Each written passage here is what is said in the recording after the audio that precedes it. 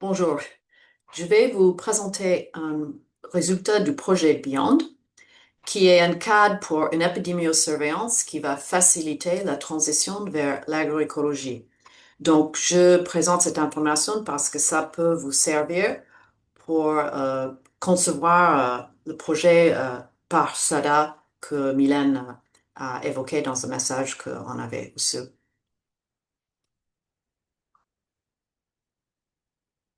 Donc, euh, juste un petit rappel par rapport à quoi sert la épidémiosurveillance. Donc, la collecte, l'analyse et l'interprétation des données relatives à la santé végétale a pour objectif de permettre la prise de décisions qui concernent les pratiques de production végétale, que ce soit l'agronomie, horticulture, sylviculture, et des pratiques qui sont susceptibles d'éviter, d'atténuer ou de guérir les maladies. Donc, le défi de Beyond était de proposer des démarches d'épidémiosurveillance qui soutiennent la prophylaxie et la transition vers le zéro pesticide, que je vais souvent juste utiliser le mot agroécologie ici pour résumer. Donc, comment on va faire ça ou comment on a proposé de faire ça? Et on a décidé d'expliciter le lien entre les cibles de surveillance, c'est-à-dire euh, quelles observations, où et quand, ce lien avec les pratiques de gestion de santé végétale qui sont censées éclairer. Donc, on a explicité ce lien parce que si on regarde euh, les publications, surtout récentes, qui proposent à moderniser l'épidémiosurveillance, le lien, il est quasi absent. On ne parle pas de à quoi ça sert autre que d'arrachage ou la quarantaine. Donc, le cadre qu'on a proposé, euh, d'abord, fournit une classification des cibles de surveillance dans l'espace et dans le temps, qu'on présente comme une forme de boussole de 8 axes, avec une description de champ d'application de chaque axe. On propose les critères pour évaluer le potentiel théorique de chaque axe en tant que levier pour l'agroécologie.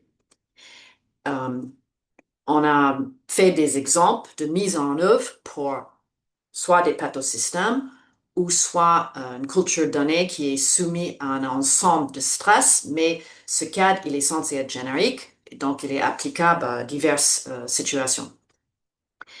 Et ensuite, le euh, chart qu'on va euh, réaliser peut conduire à des recommandations de priorité de surveillance et de recherche nécessaires pour soutenir ce type de surveillance. Donc, comme j'ai indiqué, on a 8 axes de surveillance qu'on a donné divers noms, okay, direct, indirect, récente, future, etc. Donc, je vous laisse arrêter la vidéo pour regarder plus en détail des différents diapos. Je vais juste présenter euh, les informations rapidement. Chacun de ces axes, il est décrit en termes de l'espace dans lequel l'observation est réalisée, soit la culture, soit l'environnement à côté, soit un environnement distant, le temps dans lequel l'observation est réalisée, donc le passé, le présent et le futur, mais bien sûr, le futur, c'est le résultat de modélisation. Et après, les différents types d'observations qui peuvent être réalisées. Soit on a des observations qui sont très explicites, les symptômes, l'agent pathogène, les traits collatéraux, les organismes associés avec la maladie mais qui ne sont pas impliqués directement, ou oui, qui ne sont pas les agents causaux, ou les produits chimiques qui émanent des plantes, ou l'état physiologique, et aussi les facteurs qui prédisposent les conditions environnementales. Donc ici, je donne quelques exemples de facteurs explicites qui sont le fruit de les recensements sur le terrain, observation directe, les photos, les analyses d'images, identification moléculaire, sérologique ou microbiologique, les informations collatérales, les observations collatérales, ça peut être les profils de microbiome, les produits volatiles, les spectres de lumière, les vecteurs. Et les facteurs prédisposants, c'est les extrêmes de température, la disponibilité de l'eau, la chimie du sol, le génotype de la plante, les pratiques agronomiques, etc. Donc, voilà. Donc, ça, c'est les différents types d'observations qui peuvent être traduits dans un indicateur. Euh, la démarche suivante était de cartographier des différentes options de surveillance pour un pathosystème ou une culture donnée. Et donc, on souhaite de cartographier selon la contribution actuelle et future de chaque axe au chemin vers l'agroécologie. Et donc, on a mis un fond comme ça sur la notation qu'on va réaliser sur ces axes qui va positionner le, la contribution de l'indicateur vers les actions à court terme, les actions de gestion de santé. Quand je parle des actions de santé, euh, euh, gestion de santé végétale à moyen terme et à plus long terme. Okay? Et cet temps, on peut préciser que ce temps moyen terme, court terme, etc., c'est le délai entre la mise en application de la pratique et le résultat de la santé des plantes qu'on attend. Donc, par exemple, l'arrachage, on attend un résultat immédiat parce qu'on élimine les plantes. La gestion des foyers d'inoculum, la gestion de disponibilité de l'eau, la gestion d'abondance des vecteurs, etc., c'est les actions pour lesquelles on attend un résultat un petit peu plus loin dans le temps, mais dans la saison de culture. Et après, la création et déploiement des variétés résistantes, la création des paysages dissuasifs aux épidémies et aux vecteurs, la relocalisation des zones de culture en fonction des changements climatiques. Ces choses-là, c'est des choses qu'on attend, qui demandent du temps de mettre en place et on attend le résultat sur la santé des plantes à plus long terme. Donc, après, on a réfléchi sur comment noter chaque axe. La première étape était d'établir une échelle pour noter le potentiel de chaque axe à rendre service à l'agroécologie. Donc, notre objectif, c'est de voir comment on peut ouvrir la fenêtre de temps et l'espace, parce qu'il le faut pour ces démarches d'agroécologie, et surtout de focaliser sur comment relier la surveillance avec la prise de décision. Et ensuite, on veut permettre la mise en place des pratiques prophylactiques et agroécologiques. Donc ça, c'était l'objectif de cette réflexion. Et donc, ça nous amène à une graphique qui contraint, en fait, chaque axe, la note qu'on va donner de chaque axe, dans son potentiel de différents types de pratiques agronomiques. Donc voilà, ça c'est les choses qui peuvent être explicitées si, plus en détail si ce système vous intéresse. Mais encore, l'axe direct, souvent si on va observer un agent pathogène à temps maintenant dans notre culture où on va voir les symptômes, le type de choses qu'on peut décider à faire suite à cette information vont pas franchement contribuer à des actes d'éviter ou de mise en place de démarches agroécologiques. Ça va plutôt informer l'utilisation de pesticides ou l'arrachage.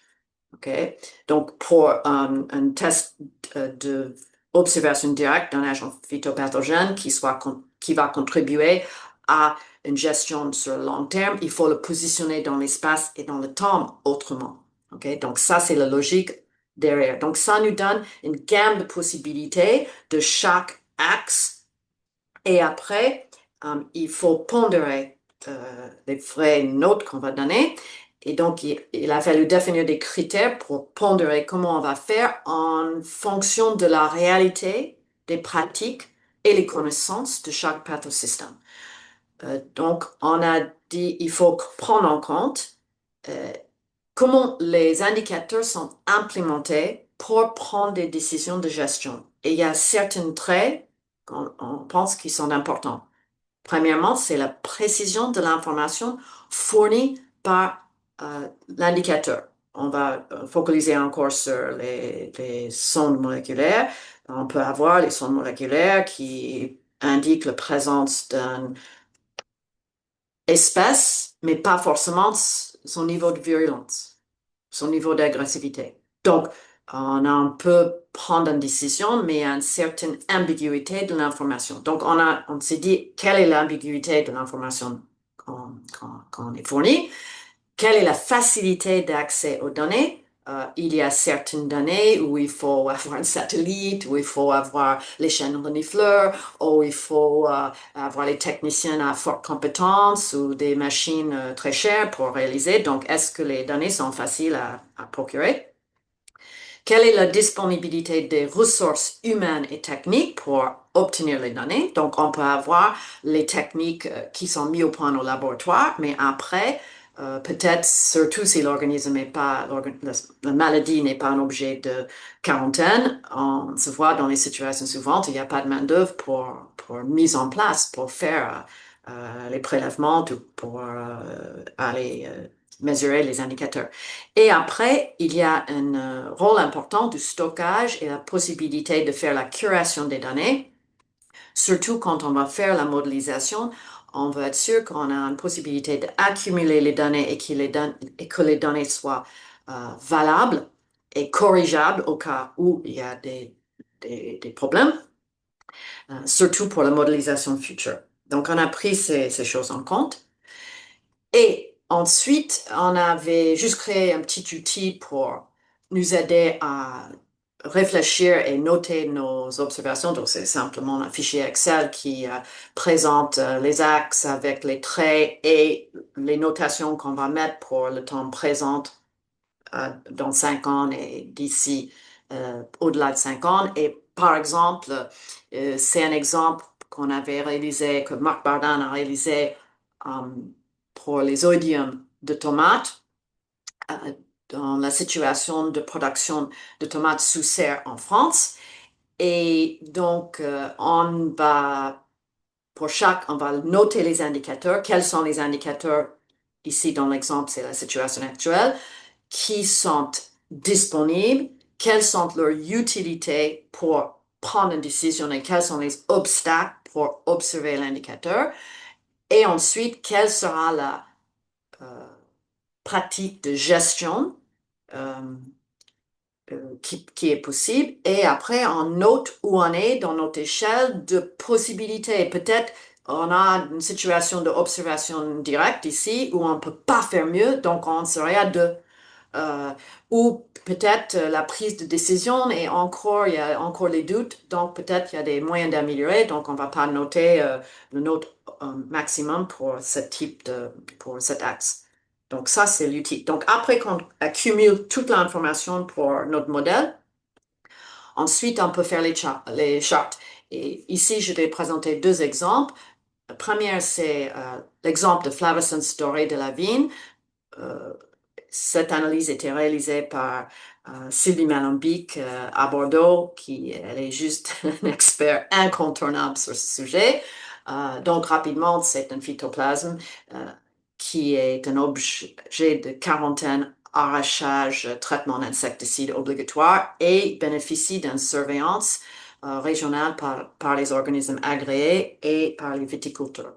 Et donc, selon ces connaissances de la situation actuelle, dans la courbe en noir, de ce qui est en cours de développer, qu'on voit dans la littérature ou que celui connaît à travers ses interactions avec ses collègues, ou à travers ce qu'on peut projeter selon soit les tendances qu'on voit dans la littérature ou les choses qu'on peut imaginer.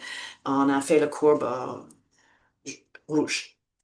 Et on voit dans cette charte qu'il semble que les indicateurs indirects, phares et futurs sont ceux qui vont avoir le plus de potentiel de nous amener vers l'agroécologie. Et ici, je vous indique les exemples de indicateurs qu'on a identifiés dans cette direction. Donc, vous pouvez arrêter la vidéo pour les lire, mais voilà, c'est un exemple des différents types d'indicateurs qui sont associés avec ces axes, qui peut être associé avec les démarches qui ne dépendent pas de l'utilisation des pesticides et qui peut être une meilleure organisation de filière ou etc.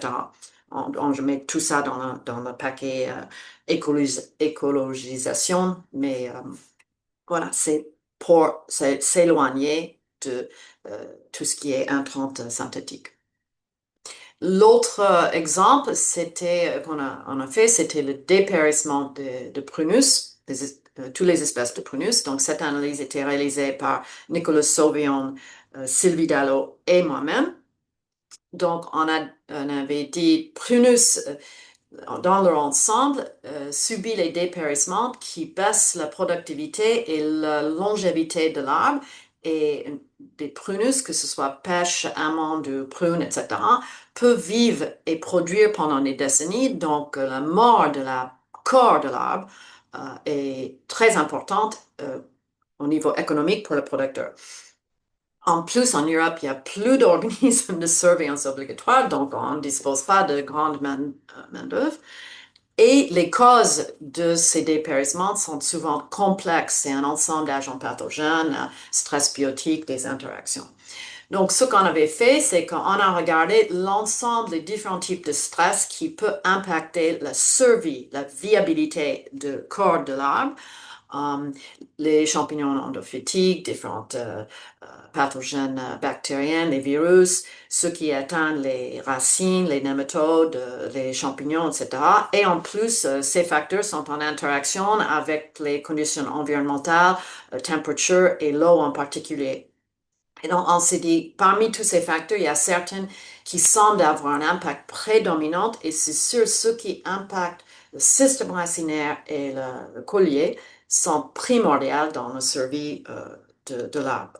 Et donc, on s'est dit, qu'est-ce qu'on peut imaginer comme indicateur pour suivre ces choses en particulier? Et voilà, donc ça, c'est le résultat de notre réflexion sur le présent, sur ce qui peut se passer dans 5 ans et ce qui peut arriver d'ici au-delà de 5 ans.